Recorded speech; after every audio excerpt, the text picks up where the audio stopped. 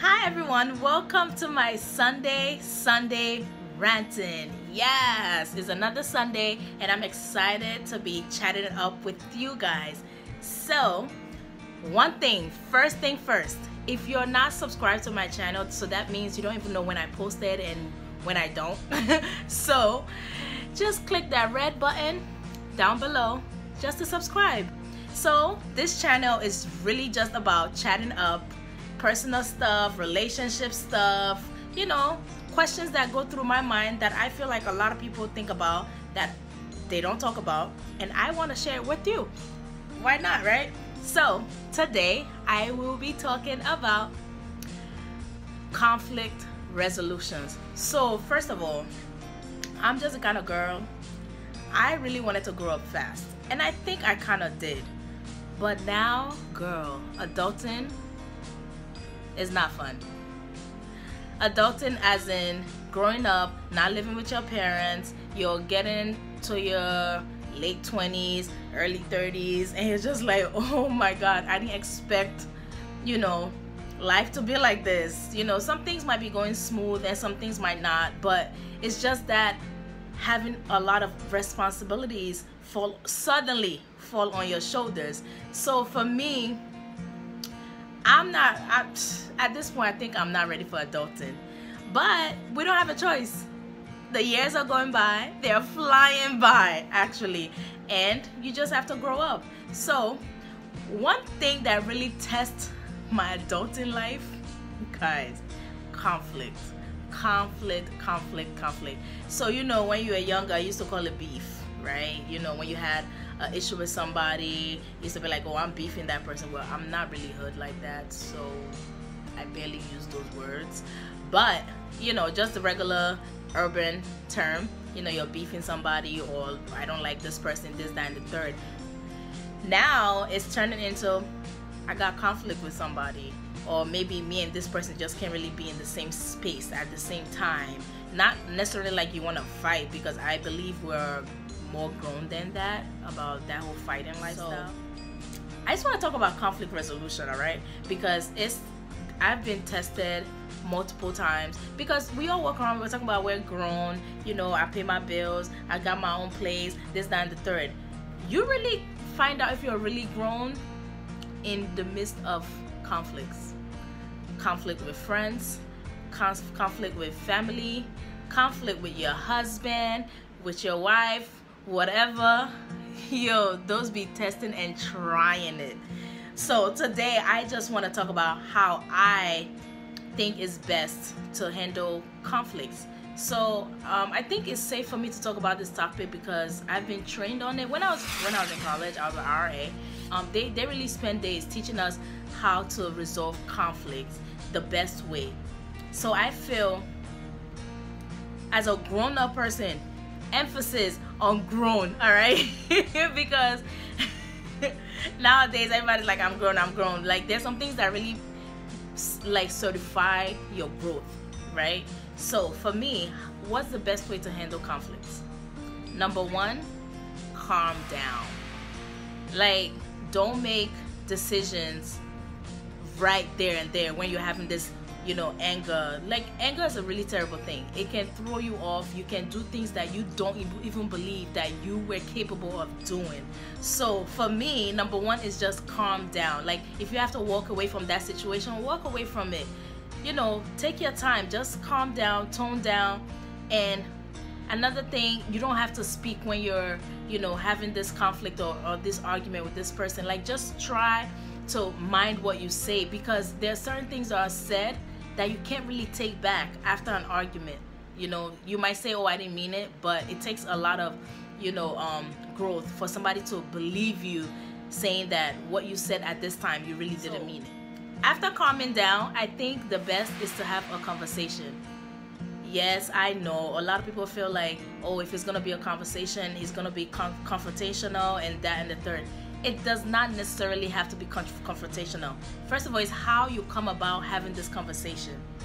If you have an argument with somebody and an hour later you want to have a conversation, it's really not gonna work, except that person is like your husband or your wife and they're laying right next to you. Even at that, it doesn't. Sometimes some people, like, they get angry and it takes them a while to come down from their anger.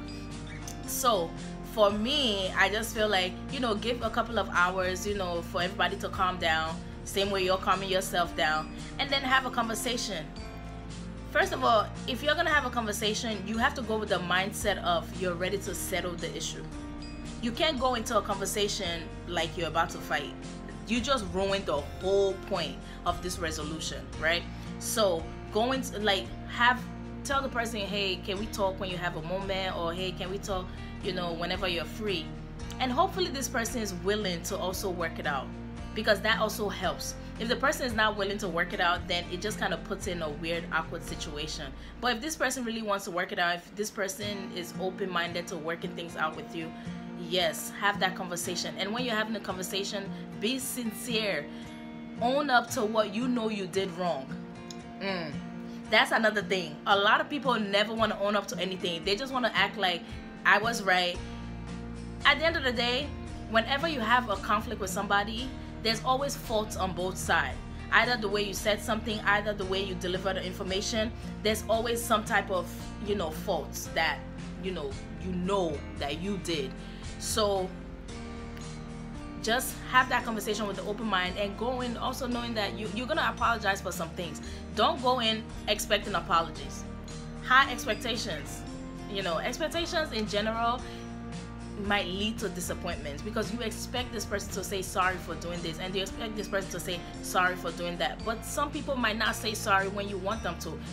This is why we're calling this being grown. Some people don't say sorry. Some people don't say sorry when you want them to, right? So that number 2 is really important, like having that conversation, going in with the open mindset of owning to your own faults, being able to apologize for them. It's a big deal. That's why I said this adulting life. So number 1, calm down.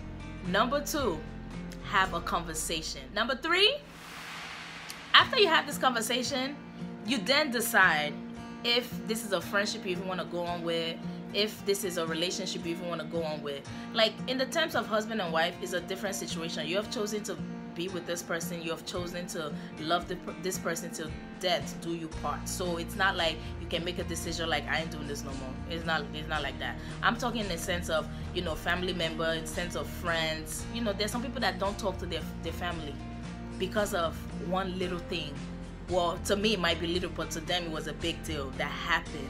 So these are like really intricate. That's how you know you're really grown, girl. If you have an argument or you have a conflict with somebody and you still walking past that person, like raising your shoulder, not saying hi, like moving on, you ain't grown.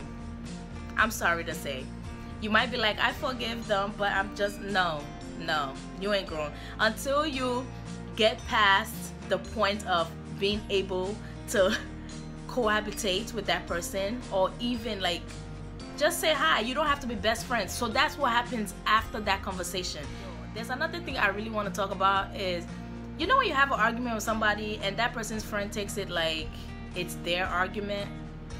Yeah, that's another point of not being grown. Okay, if you're still at that stage where your friend is beefing somebody or having a conflict, you know, we say we're using the word conflict, or having a conflict with somebody, and you take it upon yourself to carry it as your conflict, sis, grow up.